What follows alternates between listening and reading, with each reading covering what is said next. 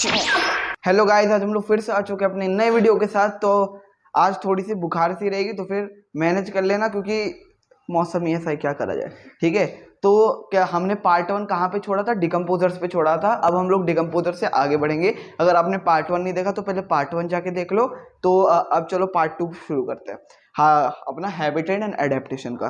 तो हम लोग ने सबसे पहले बायोटिक कंपोनेंट्स पूरे पढ़ लिए थे, डिकम्पोजर्स वगैरह सब कुछ पढ़ लिया था। अब हम पढ़ने वाले अबायोटिक कंपोनेंट्स एंड एडेप्टेशंस, यानी कि अभी हम लोग का टॉपिक रहेगा। तो अब हम लोग का टॉपिक रहेगा अबायोटिक कंपोनेंट्स। अब हम लोगों ने बायोटिक कंपोनेंट्स में पढ़ा था जो जो लिविंग है, जैसे डिकम्पोजर्स, स्कैवेंजर्स, ऑटोट्रॉफ्स, हेटेरोट्रॉफ्स। अब हम लोग पढ़ेंगे अबायोटिक कंपोनेंट्स, यानी कि जो नॉन लिविंग है उनमें कौन कौन से रहते हैं।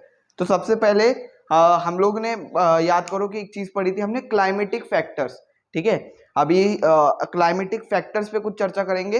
जैसे कि हम लोग का पहले हम लोगों ने शायद पढ़ा था एयर, है कि नहीं? तो सबसे पहला एयर हमारा टॉपिक है, ये हमारा पहला बायोटिक कंपोनेंट है। तो एयर में क्या है कि एयर इज एसेंशियल। भाई एयर हम लोग के बायोटिक कम्युनिटी और बायोटिक कंपोनेंट्स के लिए एसेंशियल है, लिविंग के लिए, है ना, क्योंकि एयर हम लोग को ऑक्सीजन वगैरह देता है। ठीक है, और प्लांट्स कार्बन डाइऑक्साइड, मतलब सब कुछ जो चीजें में रहती है, कार्बन डाइऑक्साइड मिलना होता है, ऑक्सीजन मिलना होता है, सब एयर से ही मिलता है। सारे एनिमल्स को क्या होता है, ऑक्सीजन लेना पड़ता है, ठीक है, जो कि एयर से मिलता है। लेकिन उन एनिमल्स का जो मरीन एनिमल्स है, मरीन एनिमल्स मैंने बताया था जो पानी के अंदर रहते हैं। अब जो मरीन एनिमल्स होते हैं ना, वो पानी के अंदर जो डिजोल्व्ड ऑक्सीजन रहता है, ठीक है, मतलब पानी के अंदर आप जब देखोगे तो आप आगे जाके भी पढ़ोगे, शायद आप पढ़ चुके होगे, हाँ, कि पानी दो चीजों से बनता है, हाइड्रोजन और ऑक्सीजन। ये हाइड्रोजन ही ऑक्सीजन है, ये मिलके बनाता है H2O। ठीक है, हाँ H4O भी नहीं होता फिर। हाँ, वो भी एक है, वो मैं बताऊंगा। ये देखो, ये वाली चीज आपके पढ़ने की नहीं है, ये आगे की चीज है बहुत।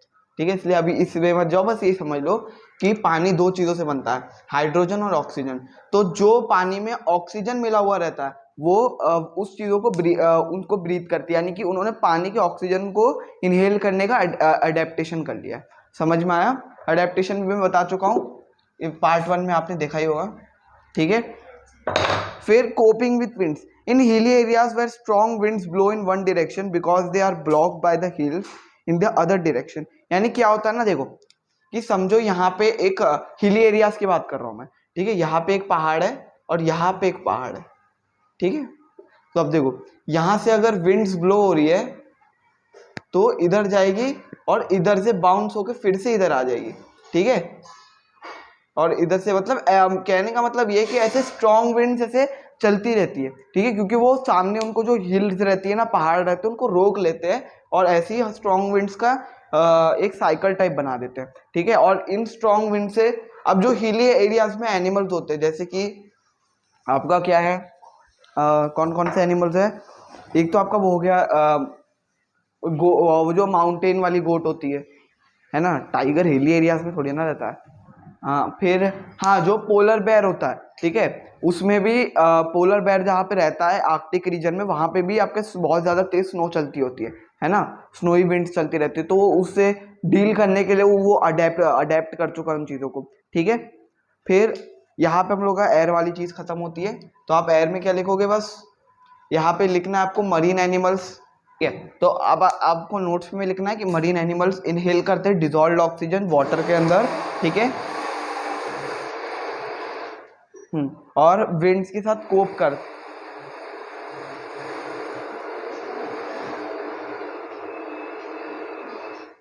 हाँ,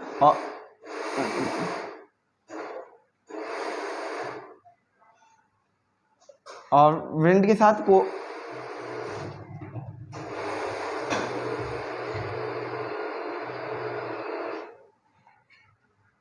कोपिंग विथ विंड्स, यानी आपको विंड्स के साथ कोप करना है। कोप यानी आपको विंड्स के साथ डील करना है, उनको अडेप्ट करना है। ठीक है, अब हम पढ़ने वाले सेकंड आपके जो बायोटिक कंपोनेंट है, जो कि लाइट। अभी फिलहाल हम लोग सिर्फ क्लाइमेटिक फैक्टर्स की बात कर रहे हैं। क्लाइमेटिक फैक्टर्स मैंने पार्ट 1 में बताया था, उन्हीं सब चीज़ों के बारे में बात कर रहे हैं। अब लाइट में बहुत अच्छा खासा बड़ी चीज़ दे रखी है, छोटे में बता देता हूँ जल्दी से, कि वही प्लांट्स को लाइट चाहिए होती है अपने सर्वाइवल के लिए, क्योंकि लाइट से फोटोसिंथेसिस का प्रोसेस करता है। ठीक है, फिर जो अदर ऑर्गेनिजम्स है वो भी लाइट पे डिपेंड करते हैं। क्यों? लाइट से देखो, आपके पास जब तक ये लाइट नहीं रहेगी तब तक आप देख नहीं पाओगे, है ना, पहली बात ये है। दूसरी बात ये है कि लाइट आपको विटामिन डी देती है, जो सनलाइट होती है, ठीक है। तो यानी कि जैसे सनफ्लावर वगैरह, ये इनका तो पूरा ही डिपेंडेंस लाइट के ऊपर है, ठीक है। इनका मूवमेंट हर जगह, हर चीज आप इनकी लाइट के ऊपर ही है। यानी आपने देखा होगा जो डेंस फॉरेस्ट यानी जो घने जंगल होते हैं, ठीक है, वो घने जंगलों में क्या होता है कि अब पेड़ के नीचे आप रहोगे तो आपको धूप नहीं लगेगी, है ना। तो फिर अब सोचो कि बहुत सारे एकदम पेड़ है जो एकदम करीब करीब में, एकदम घना सा जंगल है, तो उसमें तो आपका जमीन पे लाइट आनी ही नहीं है ना। क्यों? क्योंकि अब पेड़ पूरा उसको लाइट को रोक ले रहे हैं ना, और जो पत्तों के बीच बीच में से गैप्स जाते हैं ना, उसमें से सिर्फ आपकी लाइट आती है, उतनी ही लाइट आती है, बाकी पूरी लाइट आपकी पेड़ ही एब्जॉर्ब कर लेते हैं। समझ में आ रहा है? ये घने जंगलों की बात है, ठीक है। तो इधर क्या लिखोगे? पहला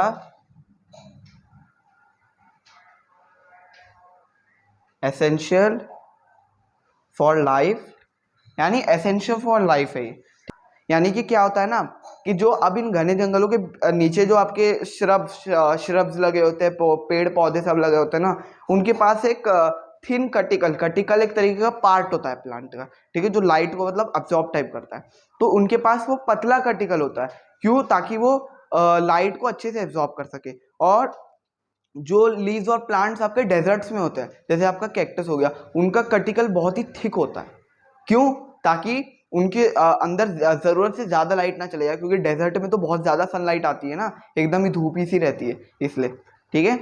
देख, आपने पानी के अंदर का भी वो देखा होगा ना, क्या बोलते हैं, पानी के अंदर जो पौधे रहते हैं, मरीन प्लांट्स, ठीक है, वो भी आपका लाइट पे ही वो रहते हैं। तो वो आपके समुद्र के ऊपर ऊपर हिस्से में रहते हैं, नीचे वाले हिस्से में आप बहुत कम प्लांट्स देखोगे जिनको लाइट की ज्यादा जरूरत नहीं होती, ठीक है। ज्यादातर प्लांट्स आपके ऊपर ही ऊपर होते हैं, क्योंकि आप जितना समुद्र के नीचे जाते जाओगे आपकी अंधेरा उतना ही बढ़ता जाएगा। जो समुद्र के अंदर का डार्क एरिया है, ठीक है, वो सबसे ज्यादा, पहले तो सबसे ज्यादा मिस्टीरियस है वो, ठीक है, क्योंकि वहां पे कुछ ऐसे क्रीचर्स है जो हम लोग को आज तक के पता ही नहीं चले, है ना।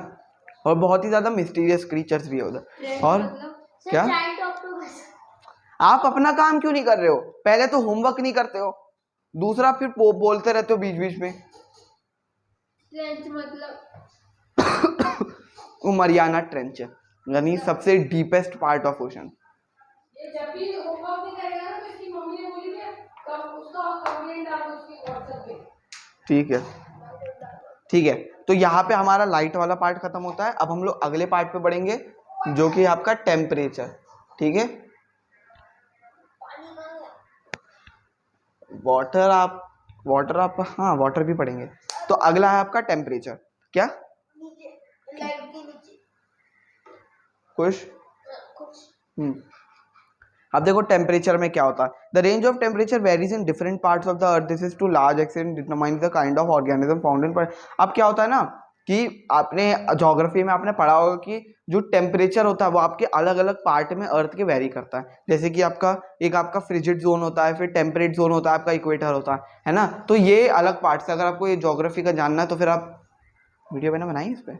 नहीं, हाँ, तो ज्योग्राफी में आपने पढ़ाई होगा, ठीक है। तो टेम्परेट जोन है, फ्रिजिड जोन है, और ये सब जोन है। अब देखो टेम्परेट जोन में आपका मीडियम हीट जाती है, फ्रिजिड जोन जो होता है उसमें बहुत कम हीट जाती है, और इक्वेटर पे मैक्सिमम हीट जाती है। तो आपके जो जो इन पार्ट्स में आपके ऑर्गेनिजम्स रहते हैं वो उन चीज़ों को अडेप्ट कर चुके हैं, इतनी इतनी आपको टेम्परेचर पे सर्वाइव करना, उस चीज़ों को अडेप्ट कर चुके हैं। जैसे कि जो बहुत ही ज़्यादा फ्रिजिड जोन जो पोल्स पे रहते हैं, जैसे कि पोलर बेयर हो गया, आपका स्नो लेपर्ड हो गया, वो उन ठंडी जगहों को अडेप्ट कर चुके हैं। और जो आपका इक्वेटर पे और या फिर डेजर्ट्स वगैरह में एकदम गर्म टेम्परेचर में रहते हैं, उन्होंने वो जगह को अडेप्ट कर लिया है।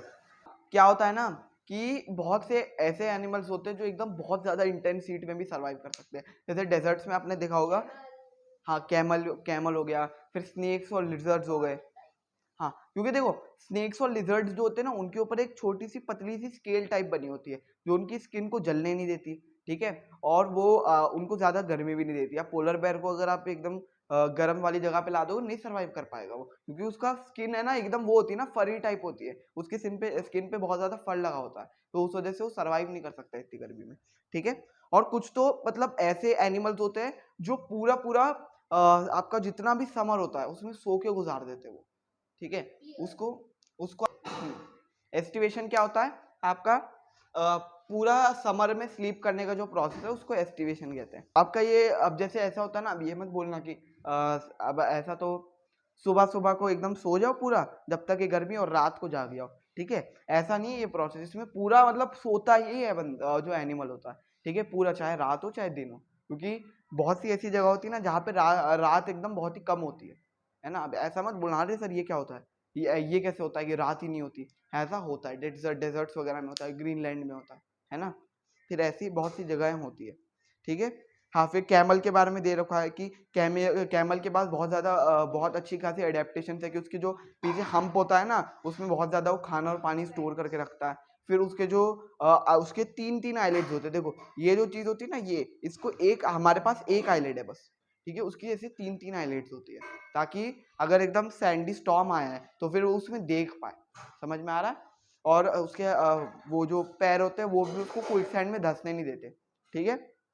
फिर एक्सट्रीम हीट्स, हाँ वही कि एक्सट्रीम हीट में लोग ऐसे क्या कर सकते हैं, एकदम सरवाइव कर सकते हैं एनिमल्स, जो मैंने आपको बताया कैमल्स वगैरह।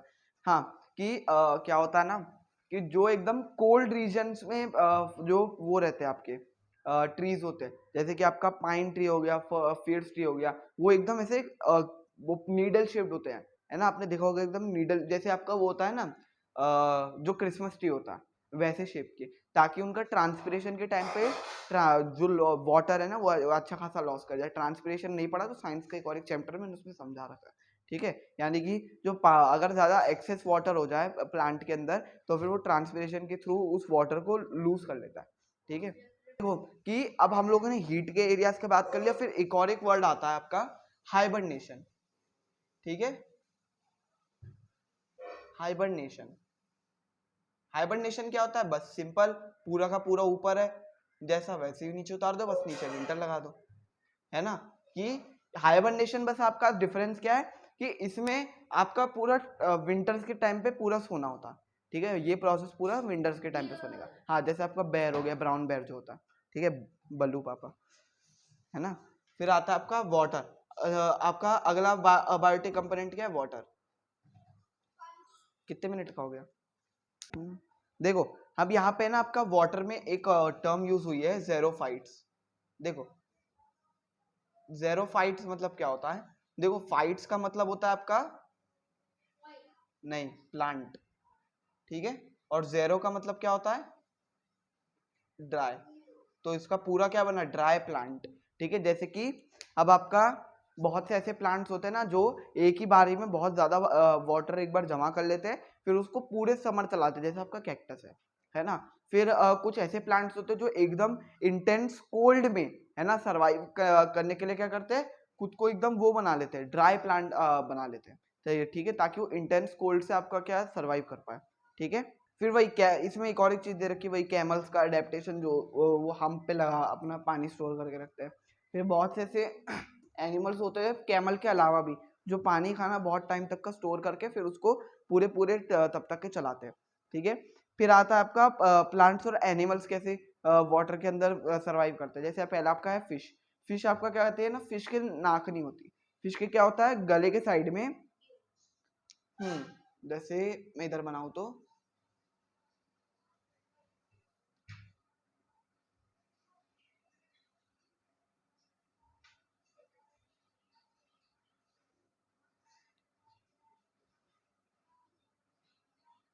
ठीक है। अब ये जो चीज होती है इसको गिल्स बोलते हैं। अब देखो आपकी बुक में कम दे रखा है, मैं थोड़ा सा ज्यादा बता देता हूँ कि गिल्स क्या होते हैं ना, गिल्स आपके एक तरीके के प्योरीफायर भी होते हैं, है ना। वो क्या करते हैं कि एक बार में ना अच्छा खासा पानी अंदर ले लेते हैं, ठीक है, और ये समझ लो कि छन्नी देखिए ना, जैसे चाय चाय छानते हैं, तो ये छन्नी का ही काम करते हैं गिल्स। क्या करते हैं, पानी एक बार ले लेते हैं, उसमें से जितना भी ऑक्सीजन डिसॉल्व रहता है उसको अलग कर देते हैं, और जो बचा हुआ पानी होता है उसको बाहर फेंक देते हैं। ये होता है गिल्स का काम, ठीक है।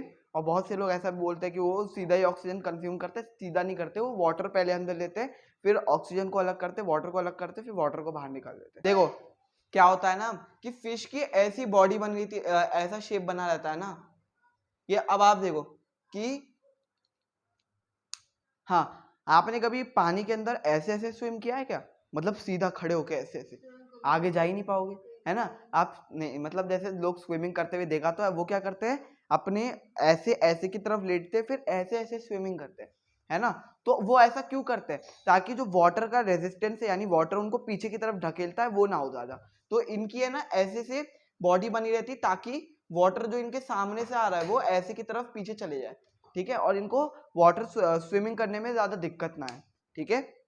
तो इसलिए इस चीज को स्ट्रीमलाइन शेप्ड कहते हैं, समझ में आया। और इनके ना जो स्केल्स होते हैं यानी इनकी जो स्किन होती है वो स्लिपरी सी होती है।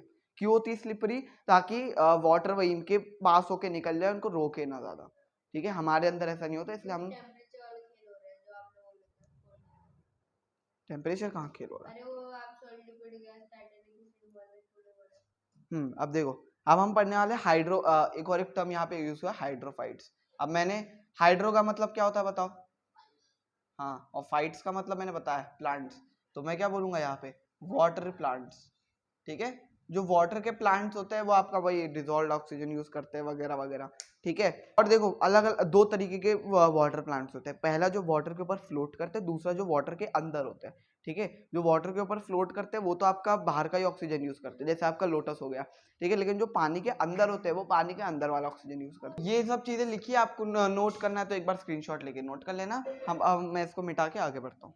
तो अब हम लोग पढ़ने वाले हैं एडेप्टेशंस रिलेटेड टू फूड। अभी हमने क्लाइमेटिक चेंजेस के ऊपर एडेप्टेशंस वगैरह को पढ़ा, अब हम लोग फूड से रिलेटेड आपका एडेप्टेशन पढ़ने वाले हैं कि फूड से रिलेटेड क्या क्या चीज़ें एनिमल्स ने अडेप्ट करी, ठीक है। देखो सबसे पहले कि यहाँ पे अगर आपको एक चीज़ पढ़नी तो वो है आपका फूड चेन, कि यहाँ पे मेन चीज़ आपका फूड चेन ही है कि कैसे फूड चेन के द्वारा सारे एनिमल्स आपका क्या करते हैं, फूड को ईट करते हैं। तो मैं यहाँ पे क्या लिखूंगा, रिलेटेड टू फूड का क्या है आपका फूड चेन के द्वारा, ठीक है। यही आपकी एक ऐसी चेन है जिसमें या तो आप खाते हो या तो आप खाए जाते हो, है कि नहीं। तो और यहाँ पे अगला चीज क्या है कि बहुत सा है जो आपके प्राइमरी कंज्यूमर, मैंने बताया था कि प्राइमरी और सेकेंडरी कंज्यूमर क्या होता है। तो जो प्राइमरी कंज्यूमर होते हैं ना, बहुत से प्राइमरी कंज्यूमर खुद को छुपाने के लिए बहुत सारी टेक्निक्स यूज करते हैं ताकि कोई सेकेंडरी कंज्यूमर उनको कंज्यूम ना कर ले, खा ना ले। जैसे कि डियर नहीं, आपका जैसे अब वो हो गया गिरगिट, है ना, वो कैमोफ्लाज कर लेता है। क्या कर लेता है, वो कैमोफ्लाज कर लेता है। अब ये क्या होता है सर, अब जिन लोगों को नहीं पता सुन लो, अरे यार स्पेलिंग क्या होती है इसकी छोड़ो। हाँ, कैमोफ्लाज क्या होता है कि आपका हाइड बाय सराउंडिंग्स। अब इसका क्या मतलब है, देखो मैं समझाता हूँ। जैसे कि समझो ये दीवार है, ठीक है, ये व्हाइट कलर की दीवार है या व्हाइट कलर का बोर्ड है। अब मैं खुद को ऐसे करके ऐसे चिपका दूं और मैं खुद को व्हाइट कलर कर दूं तो तुम लोग मुझे देख नहीं पाओगे ना, है ना। हाँ मतलब वैसा ही है, तो उसी को कैमोफ्लाज करते कि सराउंडिंग के साथ तुम लोग छुप जाओ, ठीक है। कैमोफ्लाज क्यों किया जाता है, ताकि कोई सेकेंडरी कंज्यूमर प्राइमरी कंज्यूमर को खा ना ले, ठीक है। कार्निवोरस होता है, उनके जो कैनाइन्स होते हैं, कैनाइन्स आपके नोकीले दांत होते हैं, ठीक है। ये मतलब होते होंगे सबके पास, चार चार कैनाइन्स होते हैं, ठीक है। तो वो नोकीले जो दांत होते हैं वो क्यों होते हैं, ताकि वो मीट को और स्किन को आसानी से वो खा सके, ठीक है। और ऑन दी अदर हैंड आपके जो हार्बिवोरस होते हैं उनके जो टीथ होते हैं वो बहुत ज्यादा स्ट्रॉन्ग और ऐसे फ्लैट से होते हैं ताकि वो घास वगैरह को खा सके, ठीक है। जैसे जैसे जिराफ है, जिराफ की गर्दन लंबी ताकि वो ऊपर ऊपर के पेड़ पौधे खा सके, ठीक है। फिर the spines of cacti and some other plants help them protect themselves from grazer. फिर आपका एक है आपका क्या नाम है उसका, वीनस फ्लाई ट्रैप, है कि नहीं। वीनस फ्लाई ट्रैप कैसे खाना खाता है, वो अपना मुंह खोल के रखता है एक फ्लावर की तरह, और जैसे कोई इंसेक्ट आके उस पर बैठता है वैसे बंद कर लेता है, ठीक है। तो ये आपका था फूड का, यहाँ पे होता है हमारा चैप्टर खत्म। तो अगर आपको चैप्टर पूरा तरीके से समझ में आया तो फिर अच्छी बात है। अगर थोड़ी बहुत, तो अगर एक दो टॉपिक्स नहीं समझ में आए तो फिर आप कमेंट्स में पूछ सकते हो। तो stay amazing, be amazing, goodbye from a man amazing.